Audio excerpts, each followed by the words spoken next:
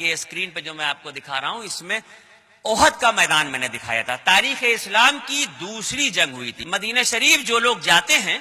وہ جب زیارت کے لیے نکلتے ہیں، دیکھیے احد کا پہاڑ میں نے دو طرح سے آپ کو دکھایا ہے۔ ایک تو صرف میں نے پہاڑ دکھایا ہے جس جگہ پر جنگ ہوئی تھی۔ جب آپ زیارتوں کے لیے نکلتے ہیں اور ڈرائیور گاڑی والا آپ کو لے کے جاتا ہے تو وہ یہاں پہنچنے کے بعد کہتا ہے کہ یہ میدان احد ہے، یہاں پر 72 صحابہ اکرام تاریخ اسلام کی دوسری جنگ میں شہید ہوئے تھے، فاتحہ پڑھ کے چلے آئیے۔ جن کو یاد ہے وہ ہاتھ اٹھا کے پڑھ دیتے ہیں، جنہیں نہیں یاد ہے وہ رسمن ادا کرنے کے لیے ایسے کھڑے ہوتے ہیں۔ لیکن چند لمحوں کے بعد جب وہ اس جگہ سے واپس گھومتے ہیں تو مختلف قسم کی دکانیں لگی ہیں، کوئی اجوا کھجور کا ریٹ پوچھنے لگتا ہے، کوئی ٹوپی کا ریٹ پوچھتا ہے، کوئی تسبیح کا ریٹ پوچھتا ہے۔ میں کہتا ہوں دنیا پڑی ہوئی ہے خریداری کرنے کے لیے،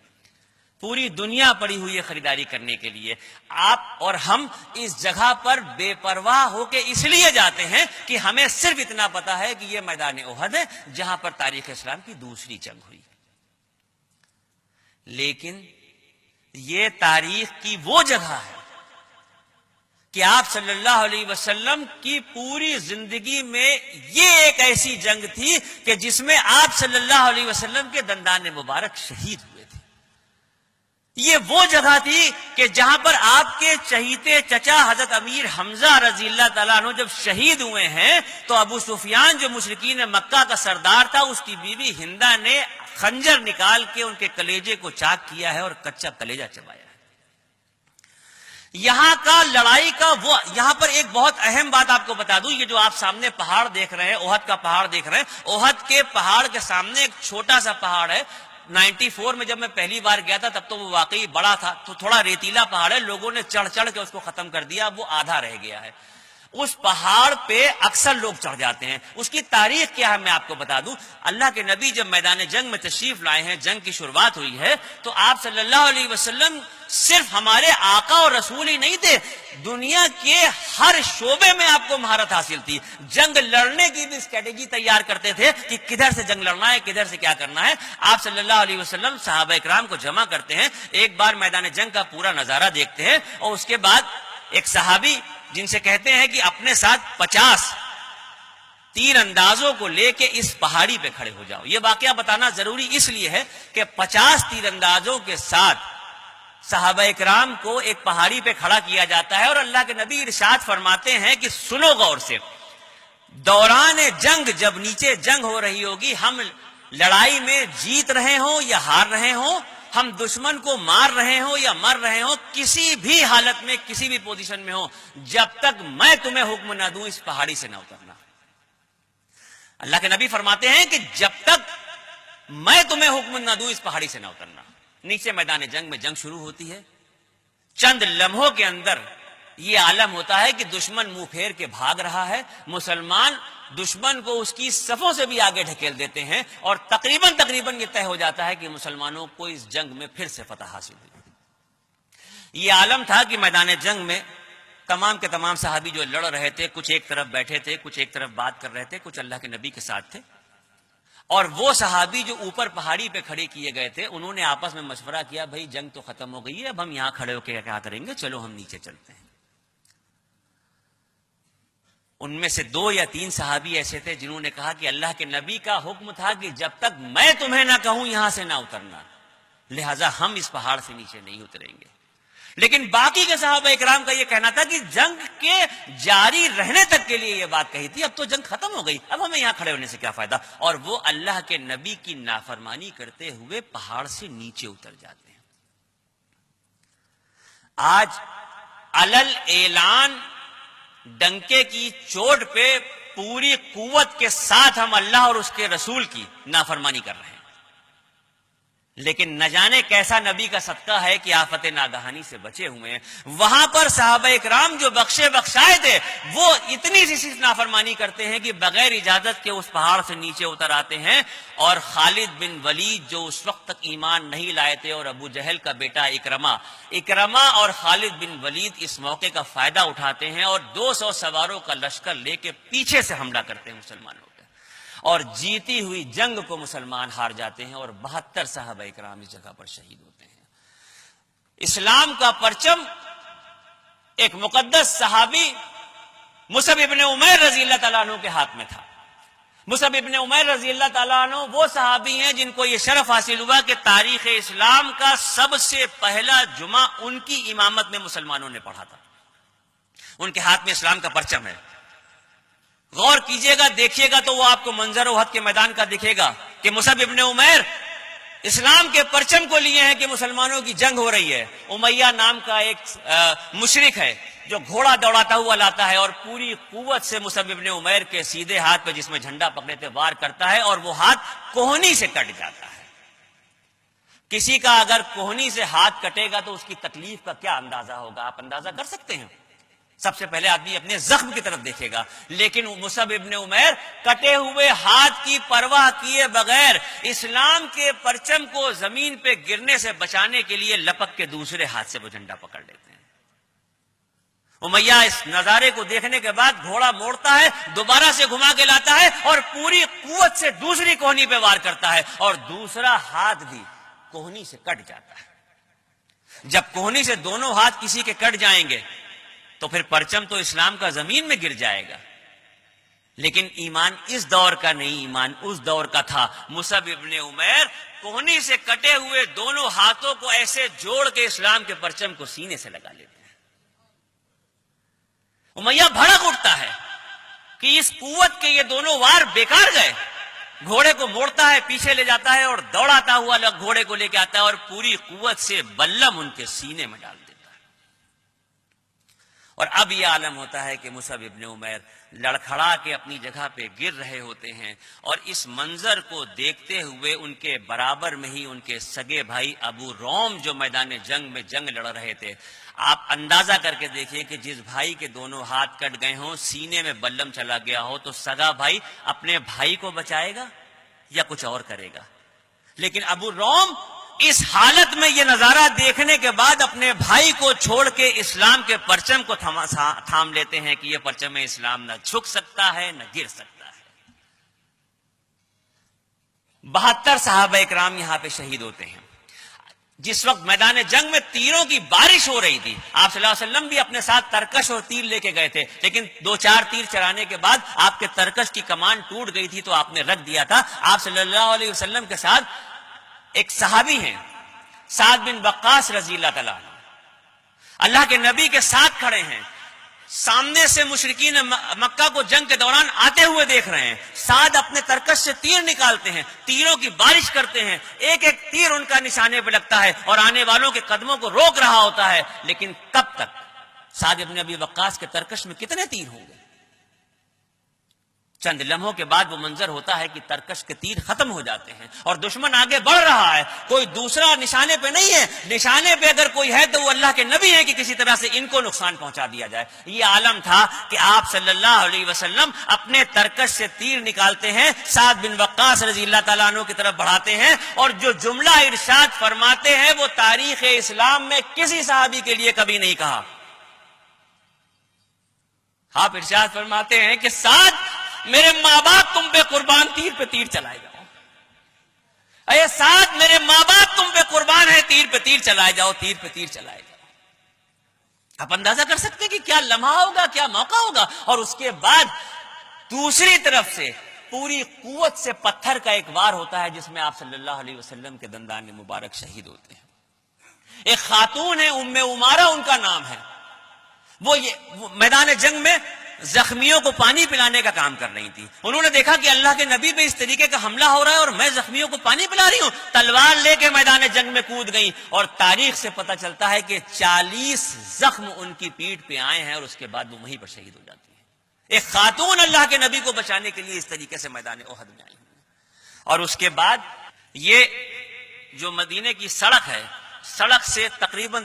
28 یا 30 فٹ کی اونچائی پہ یہ وہ غار ہے کہ جب آپ صلی اللہ علیہ وسلم کے دندان مبارک شہید ہوئے ہیں اور جنگ کا ہمہمہ تھما ہے تو صحابہ اکرام آپ کو اپنے ساتھ پکڑا کے اس جگہ پہ لائے تھے اور یہاں پر کچھ دیر آپ نے آرام فرمایا تھا. یہ جگہ آج بھی ہے. جن لوگوں کو خلش ہوتی ہے، جستجو ہوتی ہے، وہ ڈرائیور سے خوشامد کر کے، کیونکہ احد کے پیچھے کی طرف کا یہ حصہ ہے، ہر آدمی جانتا نہیں، ہر آدمی پہنچ نہیں پاتا. میں چونکہ بیان کر رہا ہوں وہاں کا، لہذا ایمانداری کے ساتھ چاہتا ہوں کہ آپ کو ایک ایک چیز بتا دی جائے. آپ میں جوش ہوگا، جذبہ ہوگا، رسول سے عشق ہوگا تو ڈھونڈ کے یہاں پہ پہنچیں گے آپ. میدان احد کے بعد تیسری تاریخ اسلام کی جو جنگ تھی وہ جنگ خندق کے نام سے تھی. اور جنگ خندق سے پہلے مشرکین مکہ کا یہ پیغام آیا تھا کہ وہ اپنی تاریخ کا سب سے بڑا لشکر لے کے آ رہے ہیں. بدر میں 1000 آئے تھے، احد میں 10,000 آئے تھے، اور خندق میں تقریباً 22 سے 24,000 کے قریب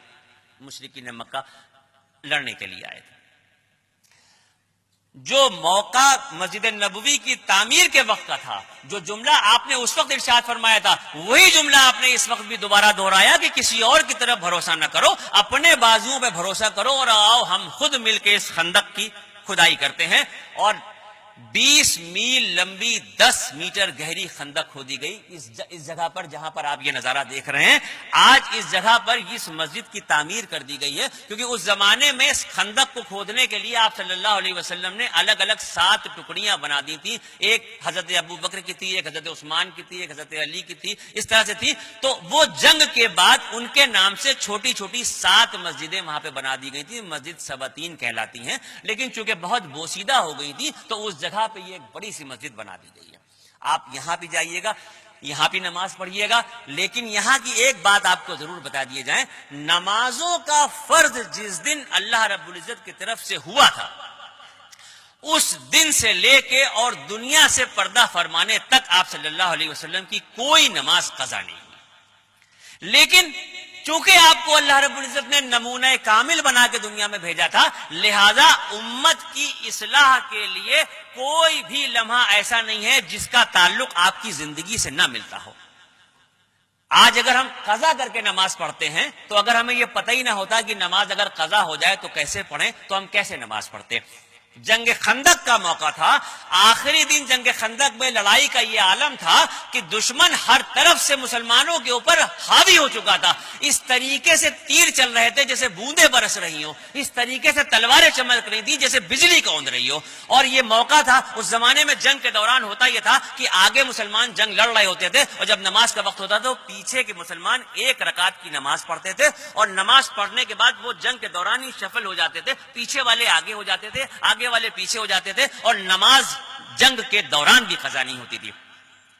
لیکن احد یہ خندق کے موقع پہ یہ عالم تھا آخری دن کہ ایسے شدید حملے مشرکین مکہ کی طرف سے ہو رہے تھے کہ ظہر کا وقت آیا، گزر گیا، آپ صلی اللہ علیہ وسلم ایک لمحے کے لیے اپنی جگہ سے ہٹ نہیں سکتے، صحابہ کرام جنبش نہیں کر سکتے، جنگ جاری ہے، جنگ کا ہمہمہ جاری ہے، اور پوری قوت سے جنگ لڑی جا رہی ہے. ظہر کا وقت آیا اور ختم ہو گیا، عصر کا وقت آیا اور ختم ہو گیا، اور مغرب کا وقت جب آیا، شام کا دھندلکا بڑھا، رات کی تاریکیاں چھانے لگیں اور جنگ ختم ہوئی، اپنے اپنے خیموں میں فوجیں چلی گئیں. تو آپ صلی اللہ علیہ وسلم نے حضرت بلال کو حکم دیا کہ اذان دو، اور ایک اذان اور جدا جدا اقامتوں کے ساتھ چھوٹی ہوئی نمازیں آپ صلی اللہ علیہ وسلم نے پڑھی، اور یوں امت مسلمہ کو بتا دیا کہ اگر کسی عذر معقول کی وجہ سے تمہاری نمازیں چھوٹ جائیں تو تم چھوٹی ہوئی نمازوں کو اس طرح سے پڑھ لو. جنگ خندق کے بعد جنت البقیع، مدینے کا قبرستان،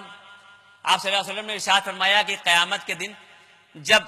دوبارہ سے قبروں سے سب کو اٹھایا جائے گا تو سب سے پہلے میں اپنی قبر سے نکلوں گا، ابو بکر اور عمر میرے ساتھ ہوں گے، اس کے بعد جنت البقیع کے لوگ قبروں سے نکالے جائیں گے، اور اس کے بعد مکے کا قبرستان جنت المالا سے نکالے جائیں گے. یہ جنت البقیع کا قبرستان بالکل دیکھ لیجئے روضہ رسول کے سامنے کے حصے میں ہے، جہاں سے آپ باب جبریل سے داخل ہوئے تھے یا جہاں آپ باب بقیع سے نکلے تھے اس کے سامنے یہ ہے. یہاں جائیے گا، ہاتھ اٹھائیے گا، فاتحہ پڑھ لیجئے گا، یہ جنت البقیع ہے. اب تقریباً میں نے مدینہ منورہ کی ساری زیارتیں آپ کو یہاں سے کرائیں، احتراماً بتایا کہ کہاں جانا ہے، کیسے کرنا ہے، کیا کرنا ہے. اب وقت آ رہا ہے کہ آپ مکہ شریف کا سفر کریں، لیکن مدینہ شریف سے نکلنا کسی عاشق سے پوچھیے،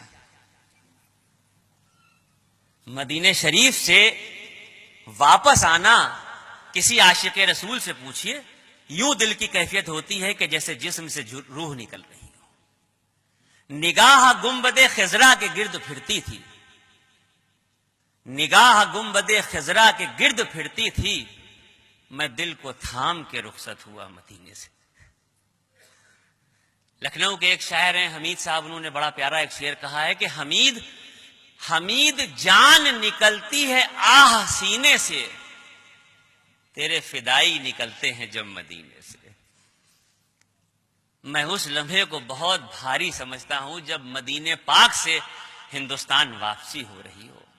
پھر قدموں کو اٹھانا آسان نہیں ہوتا، لیکن آپ کی خوش نصیبی یہ ہے کہ چونکہ آپ حج کے ویزے پہ جا رہے ہیں اور پہلے مدینہ جا رہے ہیں، تو آپ کے دل میں کم سے کم دل کو تسلی دینے کے لیے ایک آسرا یہ ہے کہ اگر آپ روضہ رسول سے رخصت ہو رہے ہیں، اگر آپ نبی کے شہر سے جا رہے ہیں، تو اللہ کی بارگاہ میں جا رہے ہیں۔ تو یہ ایک ایسا آسرا ہے کہ جو آپ کو حوصلہ دے گا، ہمت دے گا کہ آپ روضہ رسول پہ سلام پیش کر کے، اظہار عقیدت کا نذرانہ پیش کر کے چلتے چلتے اس بات کی دعا کیجیے گا۔ بڑی پیاری ایک دعا ہے کہ اتنا ضرور آدمی کو کہہ دینا چاہیے، جس کے اندر تڑپ ہو وہ اتنا ضرور کہہ دے کہ یا رسول اللہ، جب ہمارے گھر کوئی مہمان آتا ہے اور ہم اس کی پوری خاطر کر لیتے ہیں، اور جب وہ اپنے گھر واپس جاتا ہے تو ہم اس سے یہ ضرور کہتے ہیں کہ دیکھیں پھر آئیے گا۔ اے اللہ کے رسول آپ بھی ایک بار کہہ دیجئے کہ پھر آنا۔ اے اللہ کے رسول آپ بھی ایک بار کہہ دیجئے کہ پھر آنا۔ اے اللہ کے رسول آپ کے مہمان نوازی میں کوئی کمی نہیں رہی ہے، ہماری عادت سی ہو گئی ہے، ہمیں پھر بلائیے گا۔ جب مدینے سے آپ چلیں گے تو آپ اپنی سواری سے مڑ مڑ کے مسجد نبوی کو دیکھتے رہیے، اور جب مسجد نبوی آنکھوں سے اوجھل ہو رہی ہو تو گنبد خضرا کو دیکھتے رہیے، اور جب وہ بھی اوجھل ہو رہا ہو تو اس کی میناروں کو دیکھتے رہیے۔ یہ آپ کے دل کی تڑپ ہونی چاہیے۔ لوٹنا کسی عاشق سے پوچھئے، طیبہ سے لوٹنا کسی عاشق سے پوچھئے، ایسا ہے جیسے روح بدن سے گزر گئی، ایسا ہے جیسے روح بدن سے گزر گئی۔